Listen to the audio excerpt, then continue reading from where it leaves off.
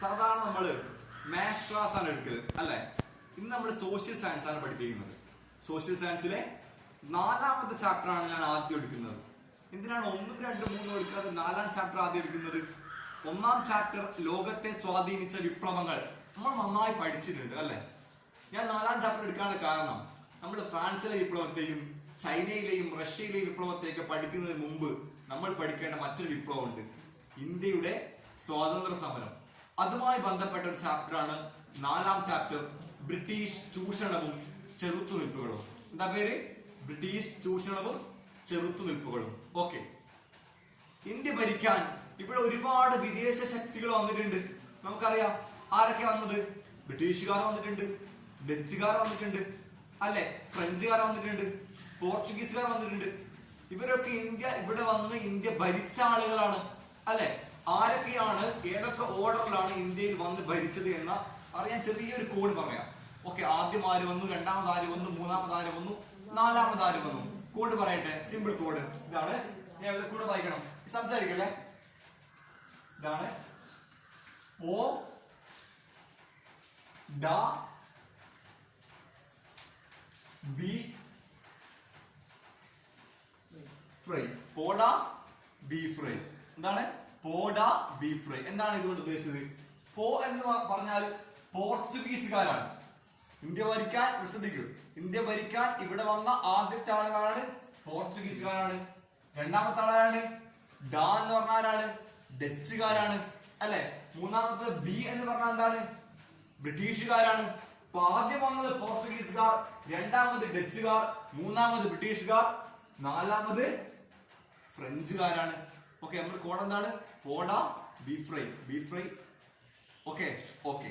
അപ്പൊ ആദ്യം വന്നത് പോർച്ചുഗീസ്, അവസാനം വന്നത് ഫ്രഞ്ചുകാർ, ബ്രിട്ടീഷുകാർ, ഡച്ചുകാർ, പോർച്ചുഗീസുകാർ. ഈ ഒരു ഓർഡർ അങ്ങോട്ടും ഇങ്ങോട്ടൊക്കെ പഠിക്കാം. ഇത് നമ്മൾ അറിഞ്ഞ് നമ്മൾ സോഷ്യൽ എക്സാമിന് വേണ്ടിയിട്ട് എല്ലാവരെയും കുറച്ചു കാലം പഠിക്കണം. ഓക്കെ, നമ്മളെ വിവരത്തിന്, നമ്മളെ നോളജ് വർദ്ധിപ്പിക്കാൻ വേണ്ടിയിട്ട് കുറച്ചു കാലം പഠിക്കണം. ഒരിക്കലും മനപ്പാഠം പഠിക്കരുത് എന്നാണ് ഞാൻ പറയുന്നത്. സോഷ്യൽ പഠിക്കുമ്പോൾ എക്സാമിനെ മാത്രം ഫോക്കസ് ചെയ്ത് ഒരിക്കലും പഠിക്കരുത്. നമുക്ക് അറിവ് കിട്ടാനും നമ്മുടെ നോളജ് വർദ്ധിക്കാനായിരിക്കണം സോഷ്യൽ പഠിക്കുന്നത്. ഓക്കെ, നമ്മൾ ചരിത്രം പഠിക്കണം. ഓക്കെ, കേട്ട് രസിക്കാനുള്ളതല്ല ഒരിക്കലും ചരിത്രം, അറിയാനും അത് മനസ്സിലാക്കിയിട്ട് നമുക്ക് ബാക്കിയുള്ളവർക്ക് പറഞ്ഞു കൊടുക്കാൻ വേണ്ടിയിട്ടുള്ളതായിരിക്കും ചരിത്രം. ഇതൊക്കെ പഠിക്കുന്നത് ഒരിക്കലും എക്സാം പേപ്പറിൽ ഛർദ്ദിക്കാൻ വേണ്ടിയിട്ടുള്ളതല്ല. ഓക്കെ, നമുക്ക് പഠിക്കാൻ വേണ്ടിയിട്ടാണ്. റെഡി? അപ്പൊ ഇന്ത്യയിൽ ആദ്യം വന്ന വിദേശശക്തിയാരാണ്? പോർച്ചുഗീസ്, ഡച്ചുകാർ, ബ്രിട്ടീഷുകാർ, ഫ്രഞ്ചുകാർ. ഓക്കെ, ഇത് ഞാനൊരു ബേസ് പറഞ്ഞതേ ഉള്ളൂ, ഇതിന് മറക്കരുത്. ഓക്കെ, എഴുതി വെക്കണം. ഈ കോഡ് അടക്കം എഴുതി വെക്കുക. പോഡ ബി ഫ്രൈ. ഫ്രൈ എന്ന് പറഞ്ഞാൽ ഫ്രഞ്ചുകാരാണ്. റെഡി? ഓക്കെ, നമ്മൾ പാഠത്തിലേക്ക് വരുന്നതാണ്. ഓക്കെ, തുടങ്ങട്ടെ. ഇവിടെ നമ്മൾ പോർച്ചുഗീസുകാരെ പറ്റിയിട്ടും ഡച്ചുകാരെ പറ്റിയിട്ടും ഫ്രഞ്ചുകാരെ പറ്റിയിട്ടും നമ്മളിപ്പോൾ പറയുന്നില്ല. നമ്മൾ പറയുന്നത് ഇന്ത്യ ഏറ്റവും കൂടുതൽ കാലം ഭരിച്ച ബ്രിട്ടീഷുകാരുടെ ചൂഷണത്തെ പറ്റിയിട്ടാണ്. ആരെ പറ്റിയാണ് പറയുന്നത്? ബ്രിട്ടീഷുകാരുടെ ചൂഷണത്തെ പറ്റിയിട്ടാണ് പറയുന്നത്. ഓക്കെ, ബ്രിട്ടീഷുകാർ ഇന്ത്യയിൽ വന്ന് ഇന്ത്യ ഭരിച്ചു. ഇന്ത്യ ഭരിക്കുന്ന സമയത്ത് ഏറ്റവും കൂടുതൽ ബുദ്ധിമുട്ടുണ്ടാക്കിയ വിഭാഗം ആരാണ്? ബ്രിട്ടീഷുകാർ ഇന്ത്യ ഭരിച്ചപ്പോൾ ഏറ്റവും കൂടുതൽ പ്രയാസം അനുഭവിച്ച ആളുകൾ ആരായിരുന്നു? കർഷകരായിരുന്നു, ഫാമേഴ്സ് ആയിരുന്നു. ബ്രിട്ടീഷുകാർ ഇന്ത്യ ഭരിക്കുന്ന സമയത്ത് ഏറ്റവും കൂടുതൽ പ്രയാസം നേരിട്ട ആളുകൾ. റെഡി? കർഷകരാണ് ഏറ്റവും കൂടുതൽ പ്രയാസം നേരിട്ട ആളുകൾ, കർഷകർ. ഓക്കെ, കർഷകർക്ക് പല രൂപത്തിലുള്ള പ്രയാസവും ബ്രിട്ടീഷുകാരിൽ നിന്ന് നേരിടേണ്ടി വന്നിട്ടുണ്ട്. അതിൽ പ്രധാനപ്പെട്ട ഒന്നായിരുന്നു ഭൂനികുതി, ലാൻഡ് റവന്യൂ, ഭൂനികുതി. ഈ ഭൂനികുതി കർഷകർക്ക് ഏറ്റവും അധികം പ്രയാസമുള്ള കാര്യമായിരുന്നു. ഭൂനികുതി യഥാർത്ഥത്തിൽ ബ്രിട്ടീഷുകാർ ഇന്ത്യയിൽ 3 രൂപത്തിലുള്ള ഭൂനികുതി, ലാൻഡ് റവന്യൂ നടപ്പിലാക്കിയിട്ടുണ്ട്. 3 രൂപത്തിലുള്ള ഭൂനികുതി നടപ്പിലാക്കിയിട്ടുണ്ട്. ഭൂനികുതി എന്ന് പറഞ്ഞാൽ എന്താണ്? ഭൂമിയുടെ മേൽ ചുമത്തുന്ന നികുതിയാണ് ഭൂനികുതി എന്ന് പറയുന്നത്. അറിയാലോ? ഇപ്പൊ ഇന്ത്യയിൽ ബ്രിട്ടീഷുകാർ 3 രൂപത്തിലുള്ള ഭൂനികുതി നടപ്പിലാക്കിയിട്ടുണ്ട്. റെഡി? ആ 3 രൂപത്തിലുള്ള ഭൂനികുതിയെ പഠിച്ചു കഴിഞ്ഞാൽ നമുക്ക് ഇന്നത്തെ ക്ലാസ് സ്റ്റോപ്പ് ചെയ്യാം. വെരി വെരി ഇമ്പോർട്ടന്റ്, എക്സാമിന് ചോദിക്കുന്ന കാര്യമാണ്, അതുകൊണ്ട് ശ്രദ്ധിച്ച് പഠിക്കാം. 3 രൂപത്തിലുള്ള ഭൂനികുതി, 3 ടൈപ്പ് ഓഫ് ലാൻഡ് റവന്യൂ. പറയട്ടെ? ഓക്കെ, ഒന്നാമത്തതാണ് ശാശ്വത ഭൂനികുതി വ്യവസ്ഥ. ശാശ്വത ഭൂനികുതി വ്യവസ്ഥ, പെർമനന്റ് ലാൻഡ് റവന്യൂ സിസ്റ്റം. ശാശ്വത ഭൂനികുതി വ്യവസ്ഥ എന്താണത്? ബ്രിട്ടീഷുകാർ ഇന്ത്യയിൽ നടപ്പിലാക്കിയ ആദ്യത്തെ ഭൂനികുതി വ്യവസ്ഥയാണ് ശാശ്വത ഭൂനികുതി വ്യവസ്ഥ. ഓക്കെ, അതെന്താണ് ആദ്യം പറയാം, അല്ലെങ്കിൽ മൂന്നും ആദ്യം പറയാം. രണ്ടാമത്തത് റൈറ്റ് വാരി വ്യവസ്ഥ, അല്ലെങ്കിൽ ഇംഗ്ലീഷ് മീഡിയത്തിൽ റൈറ്റ് വാരി സിസ്റ്റം, റൈറ്റ് വാരി. മൂന്നാമത്തത് മഹൽ വാരി. ഇത് മൂന്ന് പഠിക്കണം, മഹൽ വാരി. ഓക്കെ, ശ്രദ്ധിക്കുക. ബ്രിട്ടീഷുകാർ ഇന്ത്യയിൽ 3 രൂപത്തിലുള്ള ഭൂനികുതി വ്യവസ്ഥകൾ നടപ്പിലാക്കിയിട്ടുണ്ട്. ഓക്കെ, എന്തൊക്കെയാണത്? ശാശ്വത ഭൂനികുതി വ്യവസ്ഥ, പെർമനന്റ് ലാൻഡ് റവന്യൂ സിസ്റ്റം, രണ്ടാമത്തത് റൈറ്റ് വാരി സിസ്റ്റം, മൂന്നാമത്തത് മഹൽവാരി സിസ്റ്റം. മൂന്നാമത്തത് മഹൽവാരി സിസ്റ്റം, രണ്ടാമത്തത് റൈറ്റ് വാരി, ഒന്നാമത്തത് ശാശ്വത ഭൂനികുതി വ്യവസ്ഥ. ഇംഗ്ലീഷ് മീഡിയം ഇത് മാത്രമേ ഉള്ളൂ, ഇത് രണ്ടും സെയിം ആണ്, permanent land revenue system. Ready? ഇതെന്താ സംഭവം? ബ്രിട്ടീഷുകാർ ഇന്ത്യ നടപ്പിലാക്കിയ ഭൂനികുതി വ്യവസ്ഥകളാണ്. ഓക്കെ, ഭൂമിയുടെ മേൽ ചുമത്തിയ നികുതിയാണ് ഭൂനികുതി എന്ന് പറയുന്നത്. റെഡി? ഓക്കെ, ഇത് ഓരോന്നും എന്താണെന്ന് പഠിച്ചാൽ നമുക്ക് വളരെ പെട്ടെന്ന് മനസ്സിലാക്കാൻ നമ്മൾ ക്ലാസ് ക്ലോസ് ചെയ്യാം. റെഡി? ഓരോന്നും പറയാം. അപ്പൊ ആദ്യം നമ്മൾ പറയുന്നത് ശാശ്വത ഭൂനികുതി വ്യവസ്ഥ. ഇത് മയക്കാണ്. എന്താ പോഡ ബി ഫ്രൈ എന്ന് പറഞ്ഞാല്? പോ എന്ന് പറഞ്ഞാൽ എന്താണ്? പോർച്ചുഗീസുകാർ. ഡ എന്ന് പറഞ്ഞാൽ എന്താണ്?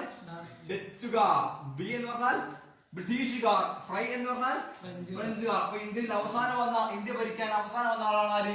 ഫ്രഞ്ചുകാർ. ഓക്കെ, അപ്പൊ കർഷകർ എന്ന് പറഞ്ഞാൽ ഞാൻ നേരത്തെ എഴുതിയിട്ടുണ്ട്. കർഷകർ ഇന്ത്യയിൽ ബ്രിട്ടീഷുകാർ വന്ന സമയത്ത് ബ്രിട്ടീഷുകാർ ഏറ്റവും കൂടുതൽ ബുദ്ധിമുട്ടുണ്ടാക്കിയ വിഭാഗമാണ് ആര്? കർഷകർ. വെരി വെരി ഇമ്പോർട്ടന്റ് പോയിന്റ് ആണ്. ഓക്കെ, സോഷ്യൽ എക്സാം എന്ന സമയത്ത് നമുക്ക് അറിയാവുന്നൊക്കെ എഴുതണം. നോക്കുന്ന ആൾക്ക് അറിയാന്ന് വിചാരിച്ച് ഒന്നും എഴുതാണ്ടിരിക്കരുത്. സിമ്പിൾ കാര്യങ്ങൾ വരെ എഴുതണം. റെഡി? ഓക്കെ, ഒന്നാമത്തത് എന്താണ്? ബ്രിട്ടീഷുകാർ 3 ഭൂനികുതി വ്യവസ്ഥ നടപ്പിലാക്കിയിട്ടുണ്ട്. ശാശ്വത ഭൂനികുതി വ്യവസ്ഥ, റൈറ്റ് വാരി വ്യവസ്ഥ, മഹൽ വാരി വ്യവസ്ഥ. റെഡി അല്ലേ? ഒന്നാമത്തത് ശാശ്വത ഭൂനികുതി വ്യവസ്ഥയെ പറ്റി പറയുന്നു. ഓക്കെ, അത് നടപ്പിലാക്കിയത് ബംഗാൾ, ബീഹാർ, ഒറീസ.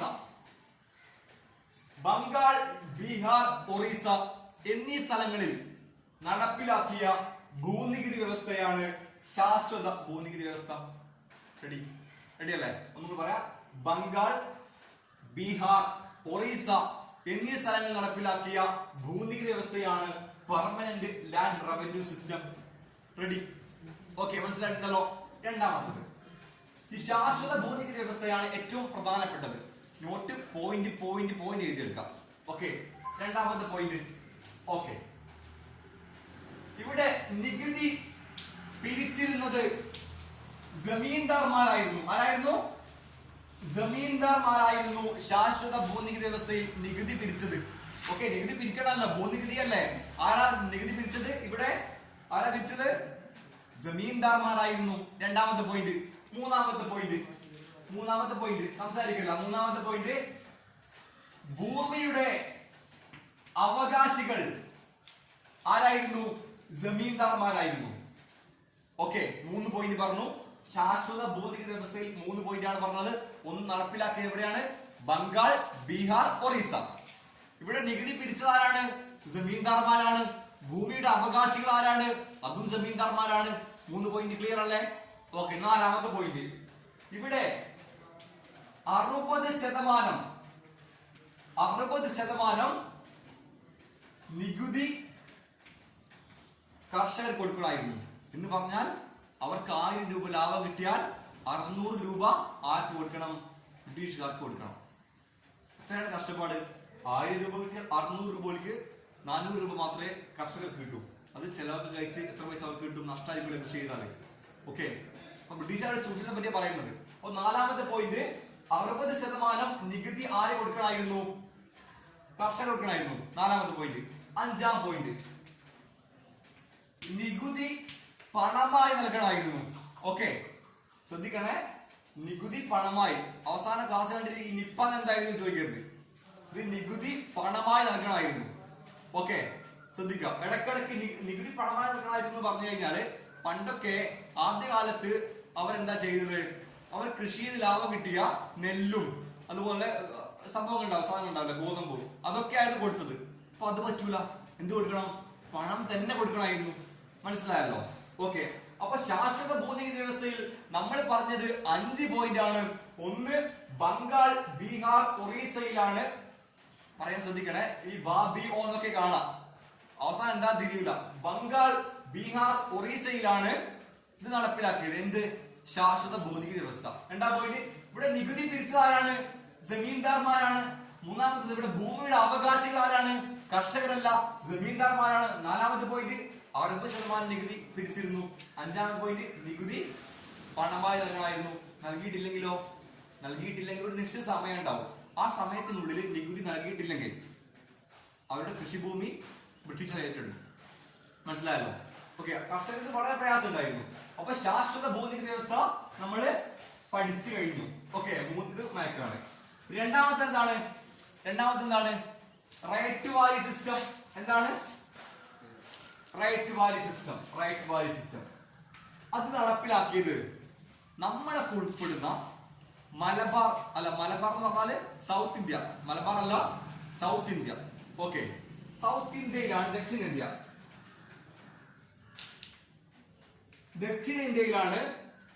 ദക്ഷിണേന്ത്യയിൽ നടപ്പിലാക്കിയ ഭൂനികുതി വ്യവസ്ഥയാണ് ryotwari system.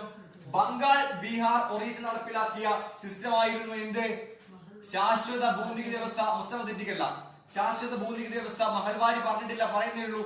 Okay. അപ്പൊ ശാശ്വത ഭൂനികുതി വ്യവസ്ഥ നടപ്പിലാക്കിയത് ബംഗാൾ, ബീഹാർ, ഒറീസയിലാണ്. ഓക്കെ. സൗത്ത് ഇന്ത്യയിൽ അഥവാ ദക്ഷിണേന്ത്യയിൽ നമ്മളെ ഉൾപ്പെട്ട് ദക്ഷിണേന്ത്യയിൽ നടപ്പിലാക്കിയ ഭൂനികുതി വ്യവസ്ഥയാണ് എന്ത്? Ryotwari system. Very good. Okay. രണ്ടാമത്തെ പോയിന്റ് പറയട്ടെ. ഈ നേരത്തെ നികുതി പിരിച്ചത് ആരായിരുന്നു? ജമീന്ദാർമാരായിരുന്നു. ഇവിടെ നികുതി പിരിച്ചത് ബ്രിട്ടീഷുകാരായിരുന്നു. ആരാണ്? ബ്രിട്ടീഷുകാർ നേരിട്ടായിരുന്നു റൈറ്റ് ടു വാലിയിൽ നികുതി പിരിച്ചത്. ഓക്കെ. ഇവിടെ ഭൂമിയുടെ അവകാശികൾ ആരായിരുന്നു? ജമീന്ദാർമാരായിരുന്നു. എന്നാൽ ഇവിടെ ഭൂമിയുടെ അവകാശികൾ ആരാണ്? അല്ല, അവകാശികൾ ആരായിരുന്നു? കർഷകരായിരുന്നു. മനസ്സിലായല്ലോ? ഇവിടെ ഭൂമിയുടെ അവകാശികൾ കർഷകരായിരുന്നു. റെഡി? ഓക്കെ. ആലോചിക്ക, കർഷകർ സ്വന്തം അവകാശത്തിലുള്ള ഭൂമിയിൽ കൃഷി ചെയ്തപ്പോ ബ്രിട്ടീഷുകാർ വന്ന് നികുതി പിരിക്കാം. ഓക്കെ. ഇവിടെ നേരത്തെ ജമീന്ദാറാന്ന് വിചാരിക്കുക, ഇവിടെ സ്വന്തം ഭൂമി കൃഷി ചെയ്യുക, നികുതി പിരിച്ചു കൊണ്ടുപോവാ. ഓക്കെ. എത്രയധികം ബുദ്ധിമുട്ടായിരുന്നു കർഷകർക്ക്. മനസ്സിലായില്ലേ? ഓക്കെ. അടുത്ത പോയിന്റ്, ഇവിടെയും നിപ്പ ഇവിടെയുണ്ട്. എന്താ നിപ്പ പറഞ്ഞാല്? നികുതി പണമായി നൽകണമായിരുന്നു. ഓക്കെ. ഇവിടെയും നികുതി പണമായി നൽകണമായിരുന്നു. നാലാം പോയിന്റ്. റെഡിയല്ലേ? നികുതി പണമായി നൽകണമായിരുന്നു. ശ്രദ്ധിക്കുക, 4 പോയിന്റ് പറഞ്ഞത്. ഒന്ന്, ഇത് നടപ്പിലാക്കിയത് ദക്ഷിണേന്ത്യയിലാണ്. റെഡി? രണ്ടാം പോയിന്റ്, ഇവിടെ നികുതി പിരിച്ചത് ആരായിരുന്നു? ബ്രിട്ടീഷുകാരായിരുന്നു. മൂന്നാം പോയിന്റ്, ഭൂമിയുടെ അവകാശികൾ ആരായിരുന്നു? കർഷകരായിരുന്നു. നികുതി പണമായി നൽകണമായിരുന്നു. പിന്നെ ഇടക്കിടക്ക് നികുതി വർദ്ധിപ്പിച്ചുകൊണ്ടേയിരുന്നു. ഓക്കെ.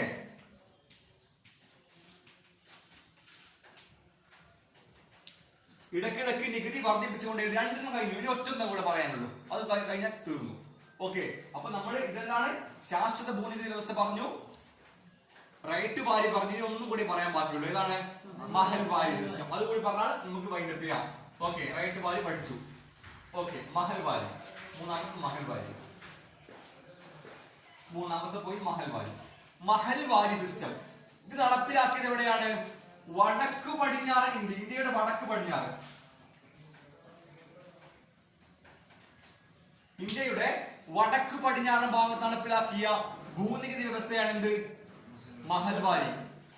ശാശ്വത ഭൂനികുതി വ്യവസ്ഥ എവിടെ നടപ്പിലാക്കിയത്? ബംഗാൾ, ബീഹാർ, ഒറീസ. റൈറ്റ് വാരി ഇവിടെ നടപ്പിലാക്കിയത് ദക്ഷിണേന്ത്യ. മഹൽവാരി വടക്ക് പടിഞ്ഞാറൻ ഇന്ത്യ അല്ലെ?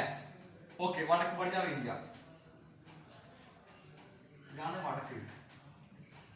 ഈ വടക്ക് തെക്ക് മാറി പോകട്ടെ. ഇത് നിങ്ങള് പലരും കൺഫ്യൂഷൻ ആയി പോകും. ചെറിയ ചെറിയ കാര്യങ്ങൾ നമ്മൾ പഠിക്കുമ്പോ പലപ്പോഴും നമ്മൾ സോഷ്യൽ സയൻസ് പഠിക്കുമ്പോ ഇന്ത്യയുടെ മാപ്പ് അടുത്ത് വെച്ചിട്ട് പഠിക്കാം. എന്നാൽ വേഗം നമുക്ക് മനസ്സിലാക്കാൻ പറ്റും. റെഡി? ഓക്കെ. നിങ്ങൾക്ക് മാപ്പ് വെച്ച് പഠിച്ചാൽ പഠിക്കുന്നില്ല. ഞാൻ പറഞ്ഞില്ലേ, ഇപ്പൊ സൗത്ത് ഇന്ത്യ അതായത് ദക്ഷിണേന്ത്യ നമ്മളെ ബാധിച്ച കേസ് ആയതുകൊണ്ട് നമുക്ക് വേഗം തിരിയും. ഓക്കെ. സൗത്ത് ഭാഗം പറഞ്ഞാൽ എന്താ? ഈ ഭാഗത്ത് സൗത്ത് ഭാഗം എന്നാണ്. അപ്പൊ ശ്രദ്ധിച്ച് പഠിക്കാം. ഓക്കെ. വെറുതെ പറഞ്ഞതേ ഉള്ളൂ. നമ്മൾ പറഞ്ഞുകൊണ്ടിരുന്നതാണ് മഹൽവാരി സിസ്റ്റം. നടപ്പിലാക്കിയത് വടക്ക് പടിഞ്ഞാറൻ ഇന്ത്യ നടപ്പിലാക്കി. ഓക്കെ, ഓർമ്മിക്കാം. അപ്പൊ ഇതാണ് മഹൽവാരി സിസ്റ്റം. ഇവിടെ നികുതി പിരിച്ചിരുന്നത് ആരാണ്? ഗ്രാമത്തലവന്മാരാണ്. ആരാണ്? ഗ്രാമത്തലവന്മാരാണ് ഇവിടെ നികുതി പിരിച്ചിരുന്നത്. മഹല്ല് എന്ന് പറഞ്ഞാൽ എന്താണ്? മഹല്ല് നമ്മൾ ഉപയോഗിക്കുന്ന വാക്കാണ് മഹല്ല്. ഒരു ചെറിയ ചെറിയ ഭാഗത്തെയാണ് മഹല്ല് സൂചിപ്പിക്കുന്നത് അല്ലെ? ഒരു ചെറിയ ചെറിയ ഭാഗം, അതാണ് മഹല്ല് എന്ന് പറയുന്നത്. അതേപോലെ ഒരു ഗ്രാമത്തെ ചെറിയ ചെറിയ മഹല്ലുകളാക്കി, അതായത് യൂണിറ്റുകളാക്കി, ഓരോ ഗ്രാമത്തെ ഓരോ യൂണിറ്റുകളാക്കിയിട്ട് ആയിരുന്നു നികുതി പിരിച്ചത്. ഓക്കെ,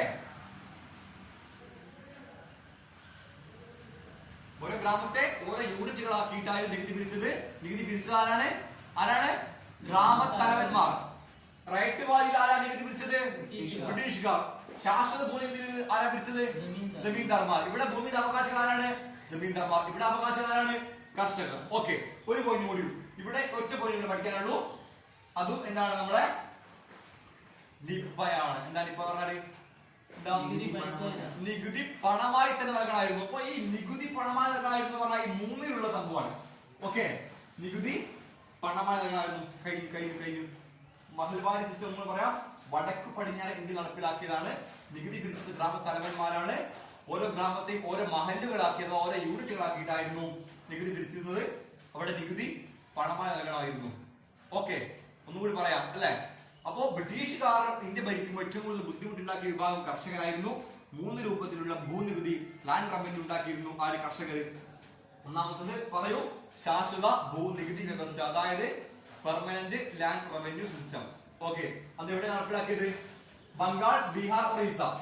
ഓക്കെ, നികുതി പിരിച്ചിരുന്നത് ആരായിരുന്നു? ഇവിടെ ജമീന്ദാർമാരായിരുന്നു. പഠിച്ചെങ്ങനെയാ പറയൂലേ? ഇവിടെ ഭൂമിയുടെ അവകാശികളായിരുന്നു ജമീന്ദാർമാരായിരുന്നു. എത്ര ശതമാനം നികുതി ഉണ്ടായിരുന്നു?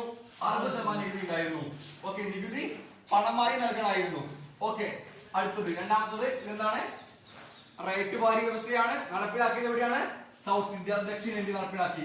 നികുതി പിരിച്ചതാരാണ്? ബ്രിട്ടീഷുകാരായിരുന്നു. എഴുതി വെക്കണേ. ഓക്കെ, അടുത്തത് ഇവിടെ ഭൂമിയുടെ അവകാശികളായിരുന്നു കർഷകരായിരുന്നു. പിടികൂടുന്നില്ലല്ലോ? ഇല്ല. നികുതി പണമായി നൽകണമായിരുന്നു.